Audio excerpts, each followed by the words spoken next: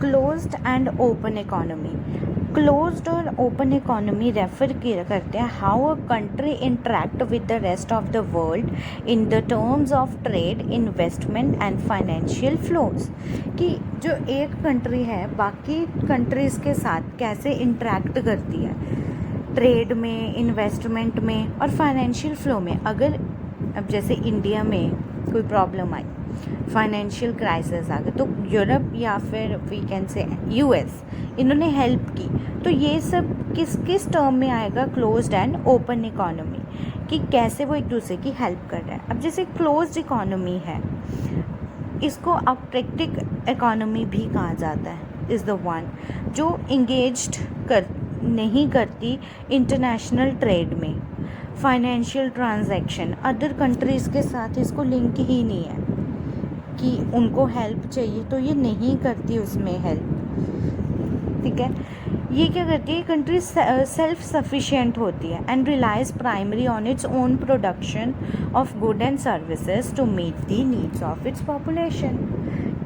कि जितने वो अपनी ही कंट्री में, जैसे लेट्स टेक द एग्जांपल कि पंजाब में सिर्फ वो जो वीट प्रोड्यूस कर रहे हैं, ग्रो कर रहे हैं, वो सिर्फ हम ही यूज़ करेंगे, हम किसी और को नहीं देंगे।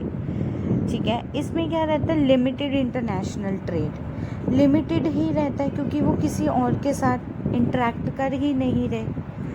ठीक है, लिमिटेड हो गया। फिर है सेल्फ रिलायंट, वो अपने आप पर ही कंजप्शन और प्रोडक्शन पर ही डिपेंड रहते हैं। फिर है insulated from global economic fluctuation, जितने मर्जी बाहर ट्रेड में फ्लक्चुएशन हो, अप डाउन चले, चाहे कोई चीज़ महंगी हो, कोई चीज़ सस्ती हो, इन्होंने सिर्फ अपने ही उसमें रहना है। ठीक है, closed economy rare modern world में बहुत ज़्यादा स्प्रेड हो रही है। ठीक है, अब है ओपन इकोनॉमी, ये एक्टिवली पार्टिसिपेशन रहती है इसकी, वहाँ पर वो इनएक्टिव है। ऑप्ट्रेक्टिक है, यहाँ पर ये एक्टिव पार्टिसिपेशन है। International trade, investment, financial flow, ये इंगेज रहती है good exchange of goods, services, capital, border, foster economic and with the other nation.